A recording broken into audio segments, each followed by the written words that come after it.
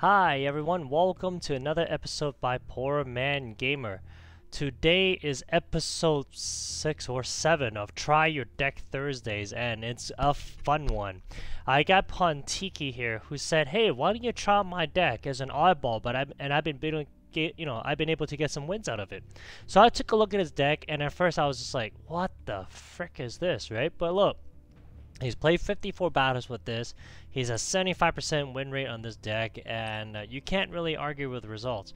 So I'm going to show you guys here some really weird matches. Now, Striker VX is a very respectable player.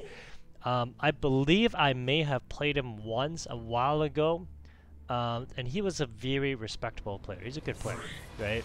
And I'm going to show you guys, this is the strangest deck I've ever seen. So Pontiki is on the right and Striker is on the left.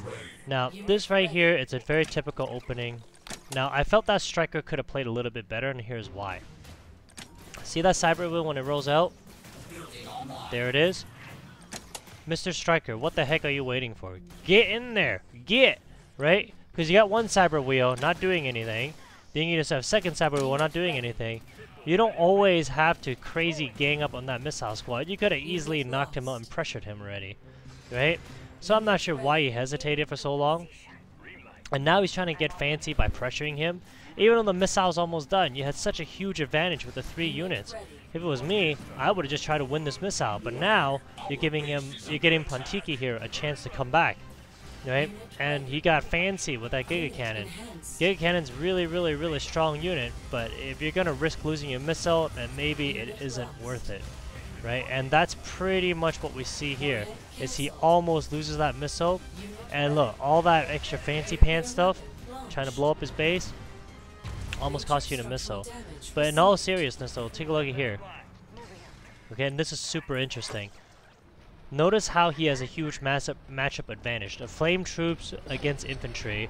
Clearly the Flame Troop is going to have the advantage. And notice how the Giga Cannon in the back can't be touched because the Cyber Wheel is blocking the Jump Jet from going forward. Look at that. So at this stage of the game, there is a massive advantage on Striker's part. And that Giga Cannon is now charged up. It pretty much takes out everything. He's able to creep forward. And again, with the charged up Giga Cannon, very strong unit. Notice how the Flame Squad is right there to protect it. Right? Doing a really good job protecting his Giga Cannon. And look at this. At this stage of the game, he's got 4 units against nothing. He has a huge economic advantage. And this is where I felt the game took a really interesting turn. So, Pontiki here is down a missile. He has got no economy whatsoever. He's got no advantage, and this is what I mean by Striker is overly aggressive. He should have just kept charging those missiles the entire time, but instead he was so aggressive trying to blow up his base that the Giga Cannon didn't work out well for him, right?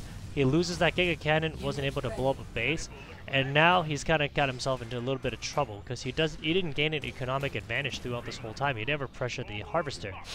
So now here's the comeback of the century. Excuse me.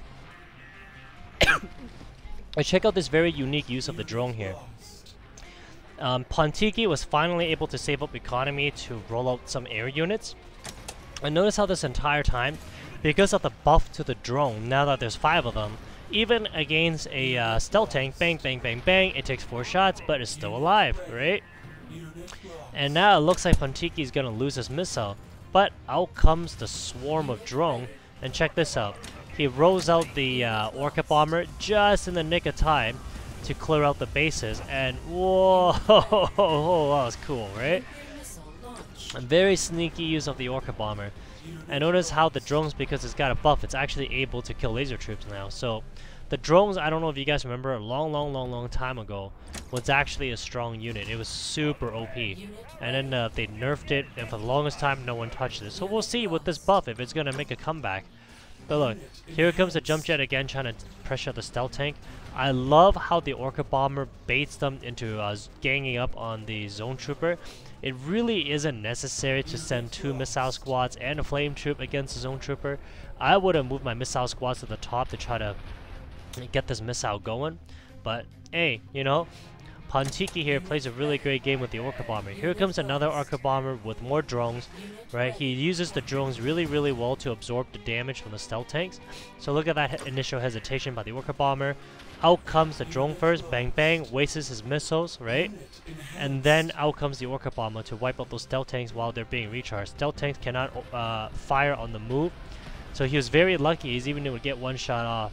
That Orca Bomber wipes out all of his stealth tanks, which is almost his entire army before the Orca Bomber comes down. And Pontiki wins it just in the nick of time. So really cool use of a drone slash Orca Bomber. Never ever seen this combination of used before. Involves a lot of micro. Now I'm going to show you guys another match which is very atypical, right? It's not something I see often. In fact, I doubt it's something any of us have seen. He's up against Clark JK from All-Star Korea. Very respectable player again, very high level units. Again, Pontiki played a really smart match here because even though he got off to a really poor start, and I'll show you what I mean here. Right? He got rushed pretty hard and he's against a much higher level opponent. Rather than attacking his base head on or charging up the missile, Clark here did neither. And I think that was his downfall.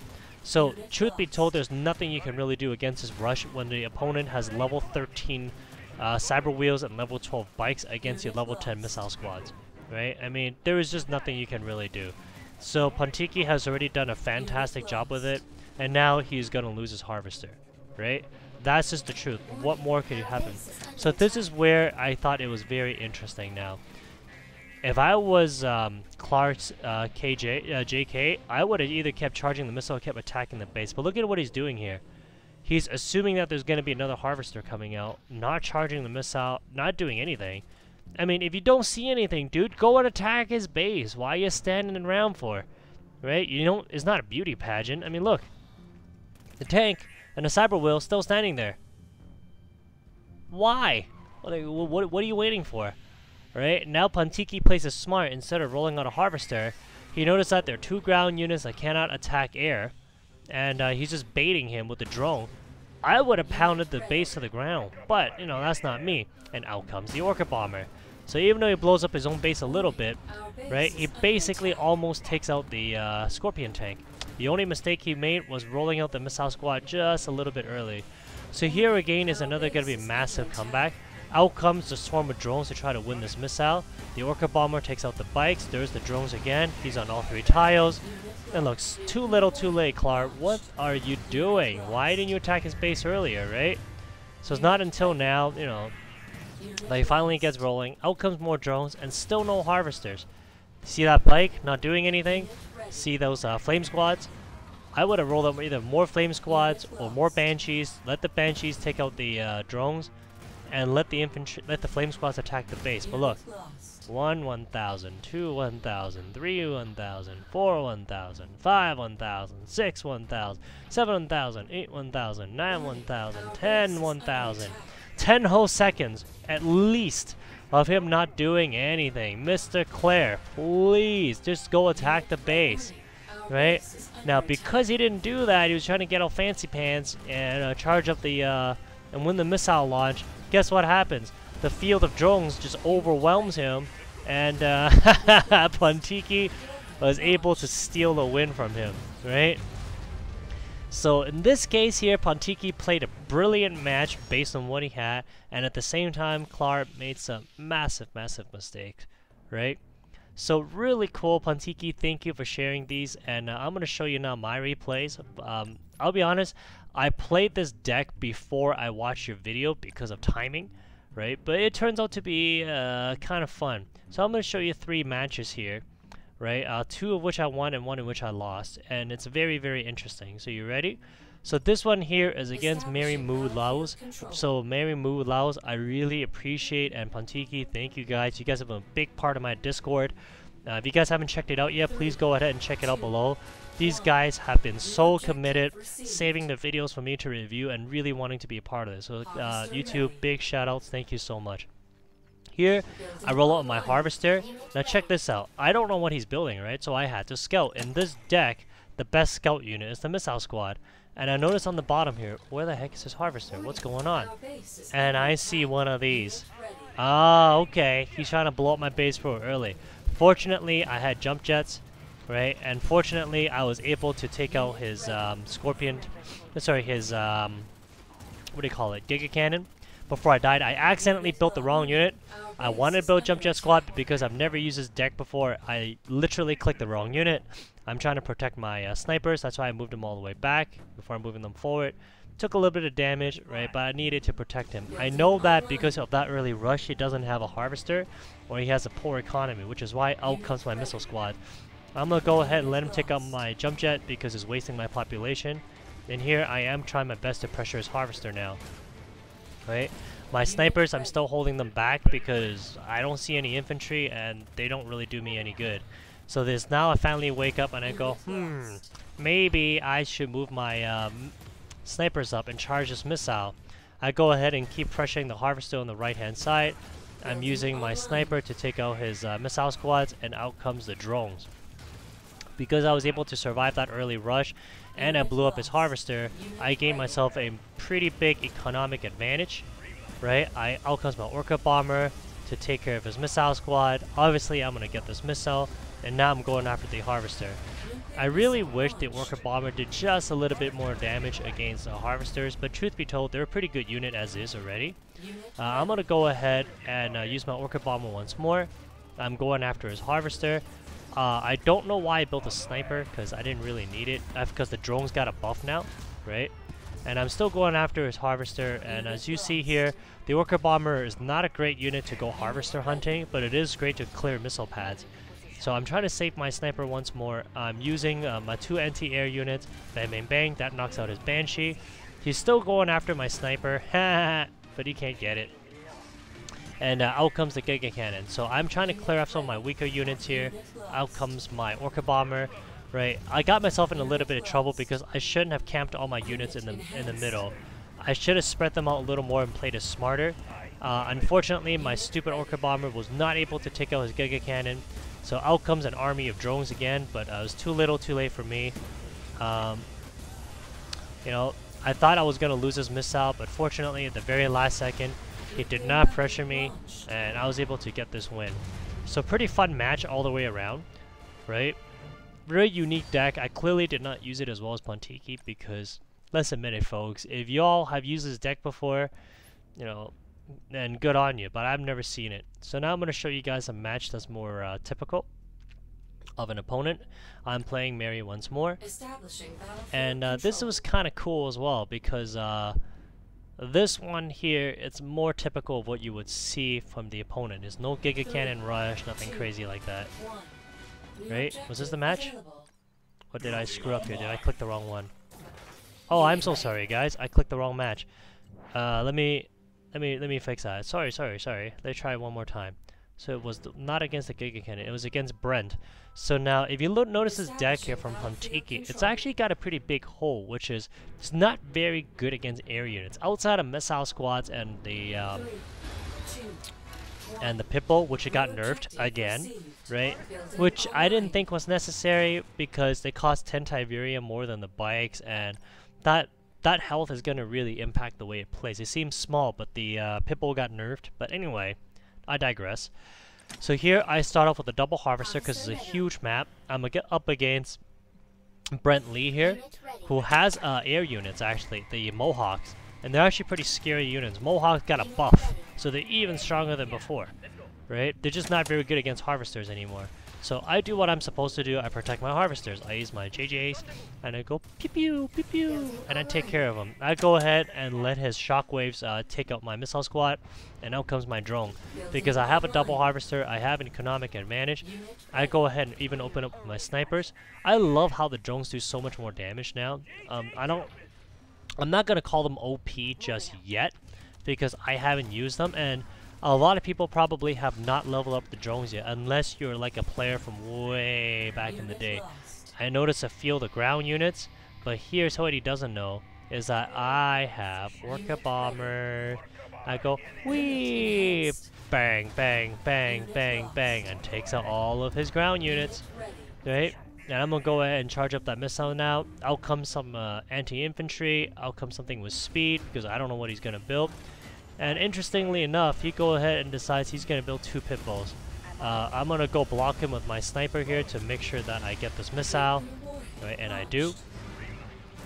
Very interesting choice rolling out pit bulls. I would have rolled out talons, right? But, you know, it is what it is. I go ahead and use my Orca Bomber once more. It does a fantastic job at clearing out the field.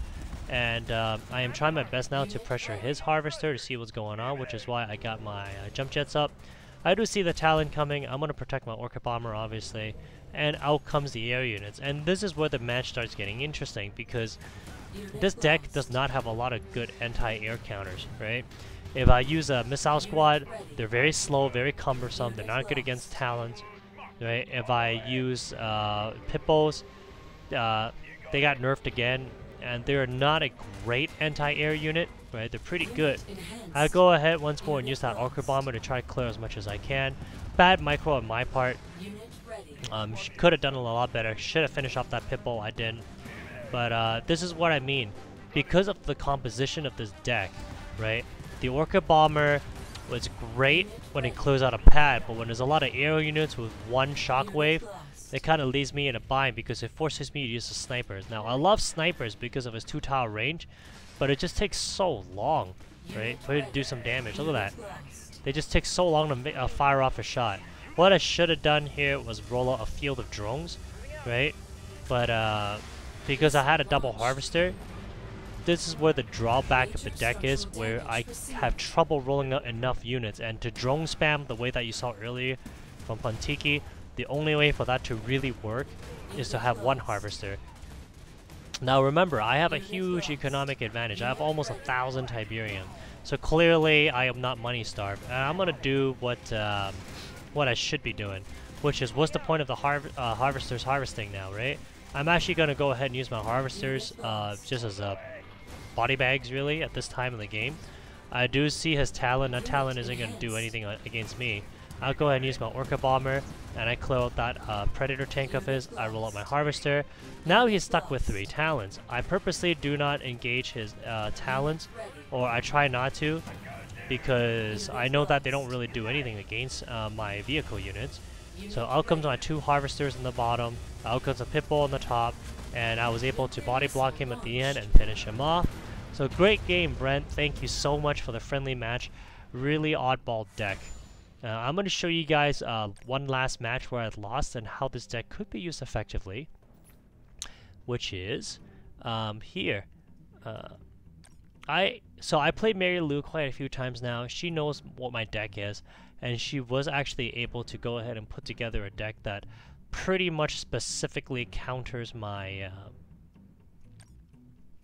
my deck, right? This is her vaunted double Tech Lab unit deck. A double Harvester Tech Lab unit deck with the Juggernauts, and it's a cool deck, right? So here I'm going to show you guys how this deck could be used more effectively. When it's a game with this deck as well, when you're up against maps with 2 pads, the drone swarm is not as effective because you don't really do a lot of damage. So anyway, I digress. In this deck, you always have to scout with the missile squad. I'll go ahead and pressure him. I need to finish off that harvester, but his stupid shockwave was right there. So rather than lose my jump jet and blindly fire it in, I'm actually moved my jump jet back, as you saw there, take out that healing drone, the Dr. Liang drone, and now I'm going to go ahead and pressure him more and force him off the tile. So there's a rhyme and reason for that. I sent my jump jets there for a reason. It's because it is going to pull his shockwave back. It's going to pull all of his units back, actually, and force him to get off the tile. And when I do that, I make him travel a long distance. Notice how his shockwave is completely blocking him, and now his harvester took the long way around. That actually buys me a little bit of time. Another interesting use of this deck, okay, and I'll call it interesting. The problem is it requires a lot of micro in terms of finesse. Sorry, let me rephrase. You have to open 3 different buildings for you to really be effective on this, right? So that is one of the major challenges that I find, is you need 3 different buildings for it to work. If the opponent gets off to a good start like they do here, or a decent start, you can't get the economy up rapidly enough, which I can't. then once you go up against these heavy tech lab units, even with the Orca Bomber, it becomes challenging. So I'm going to show you what I do here. I have to protect my sniper, so I basically form a wall around it so I can take out the stupid shockwaves, right? That's just the weakness of this deck. Snipers take so long to kill infantry. And it's great they have a 2-tower range, but they just take freaking forever. And they are glass cannons, right? So I go ahead and engage his Sandstorm there. I do see his Lieutenant Strongarm, and look, I do notice that all of his ground units are clumped together, which is why the Orca Bomber came out.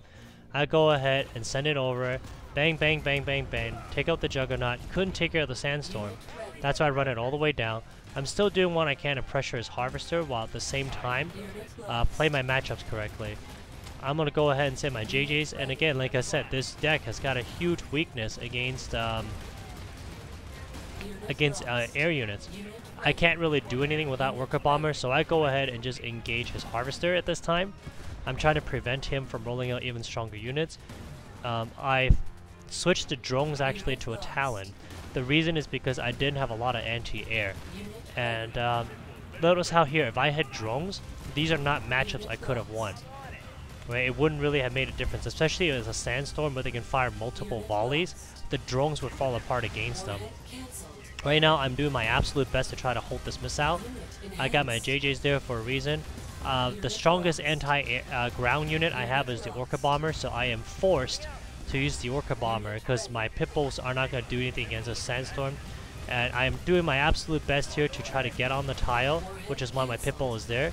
But you notice how, like, because of this deck composition, once the opponent has a established units, like they do here with a Sandstorm, besides the Orca Bomber, right, and the Pitbull, I don't have enough ground units either to really effectively take him out.